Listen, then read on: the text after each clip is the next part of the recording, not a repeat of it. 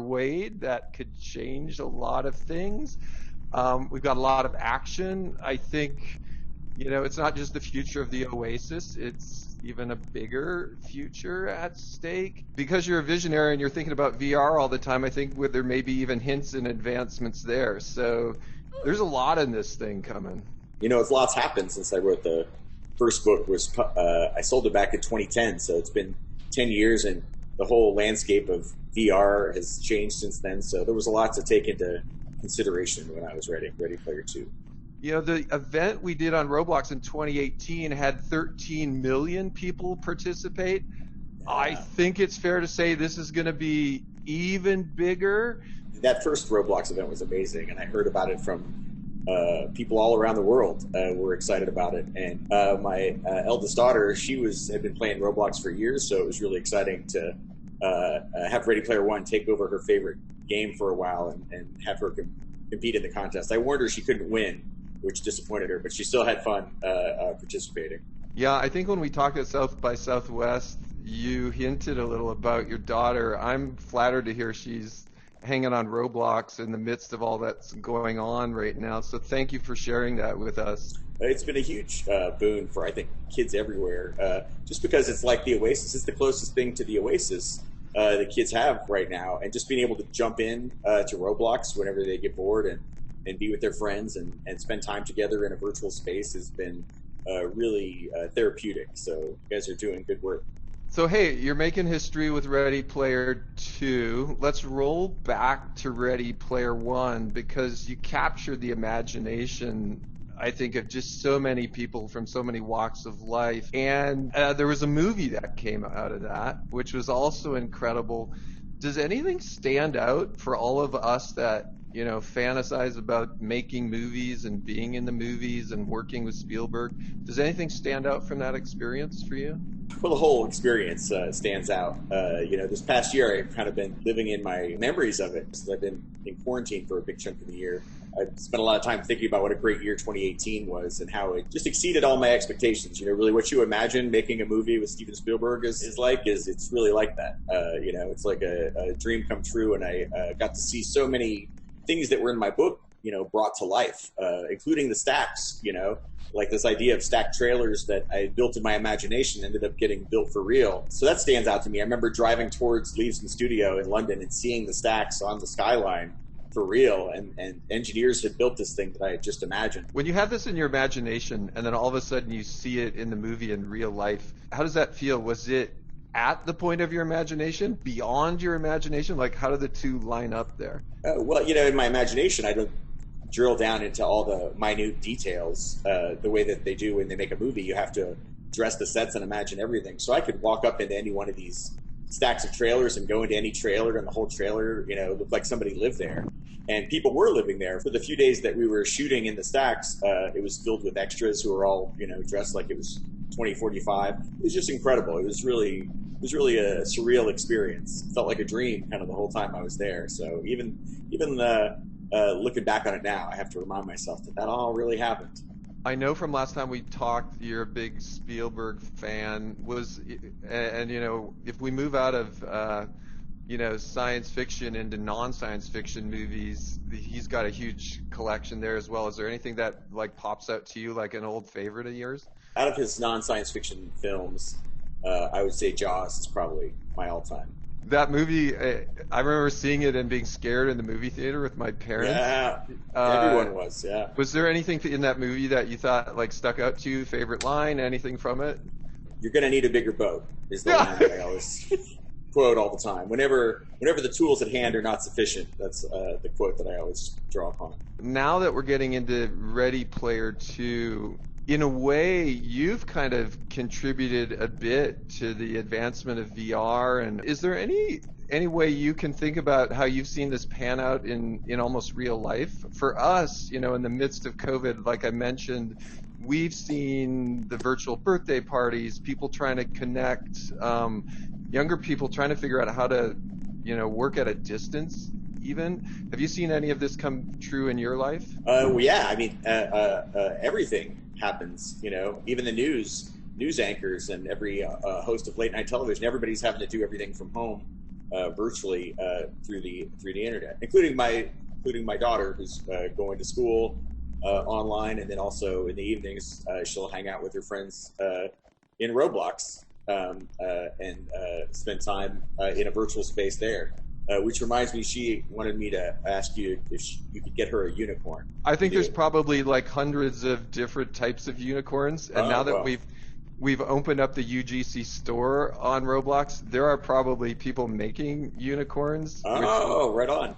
So absolutely, like Right. high five to that. A lot of people now are talking about the metaverse, and we've also seen people starting to chat not just about how we work or how we learn, but how we consume entertainment, how we work together. Ultimately, I think the vision of Ready Player One and Ready Player Two, and thinking about this vision of the metaverse, is all these things we do in real life, we can start to imagine, doing in the metaverse.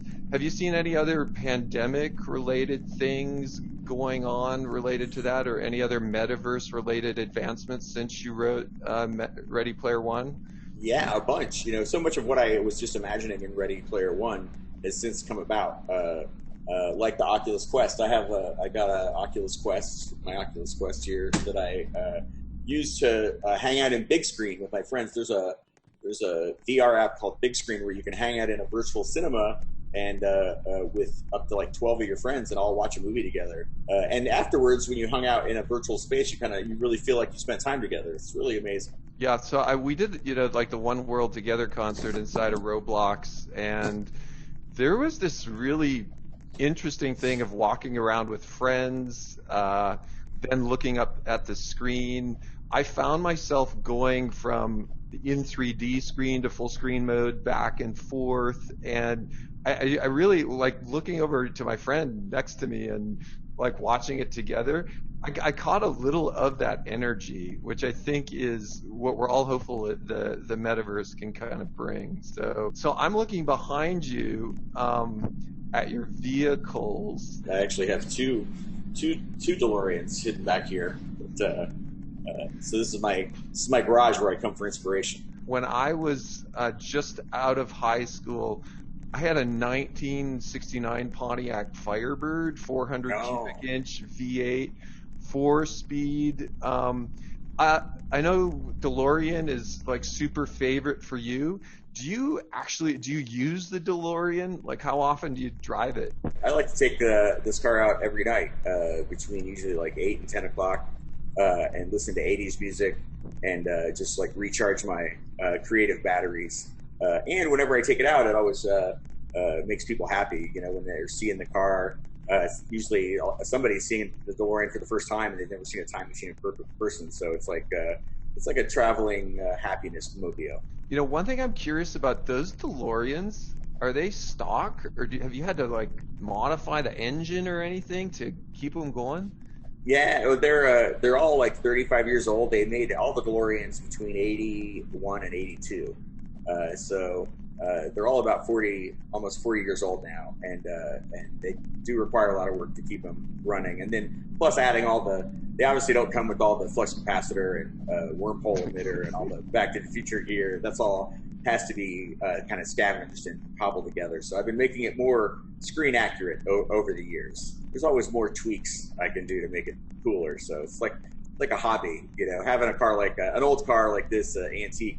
It's a fun hobby to have. And I think, in a sense, those are stainless, aren't they? Like, oh yeah, they never rust. Yeah, isn't that like the Cybertruck 4 years earlier? I know. Yeah.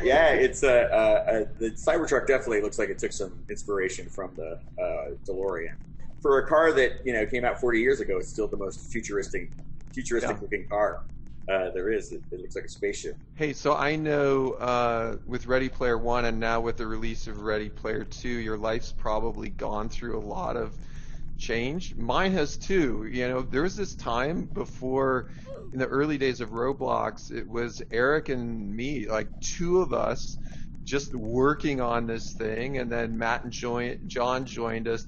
And that was very different for me. That was going in, writing code every day, quiet office. My life's completely different now, and now we have hundreds and hundreds of great people that all work together. How about you? Like, has your life changed? My life has changed drastically. Since when I was writing Ready Player One, I was working a tech support job. I was interested in technology, but I always wanted to be a writer. But I also was interested in computers, and working tech support was a way to kind of work in a facet of what I was interested in. But it was a grueling job where I was on the phone, for 10 hours a day and helping people with their computers.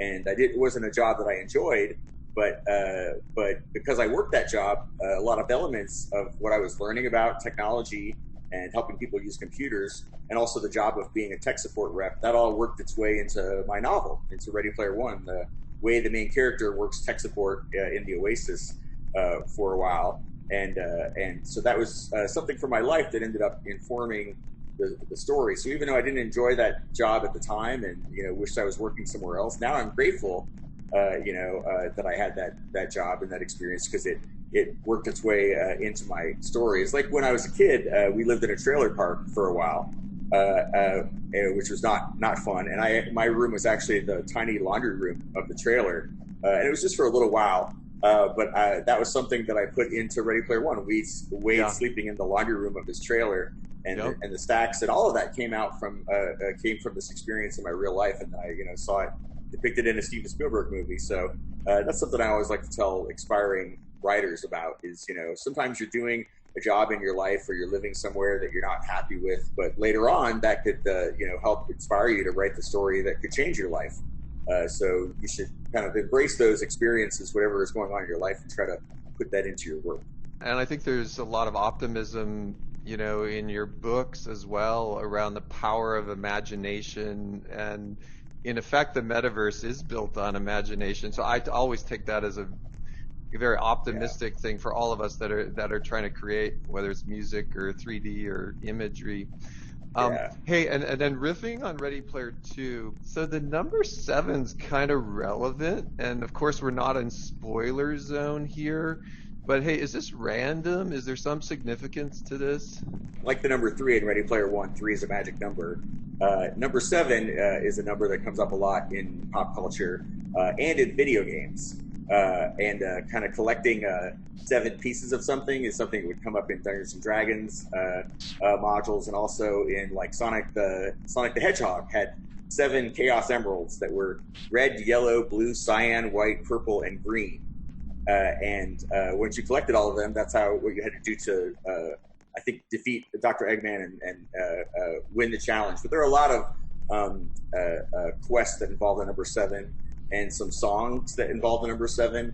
And so I saw that was a way to weave all those things into the story and have a kind of a connecting element between them. So it'll make sense what I'm talking about once people out there read the book. But yeah, the number 7 was a big influence. So hey, with Ready Player One, I think a lot of people who'd never worn a VR headset got exposure to the tech and to your vision through the book and through the movie. And part of the fun, I imagine, of being a sci-fi writer is you're also a futurist in a way. I mean, that's part of the gig of being a sci-fi writer, which sounds really fun. And I think, in Ready Player 2,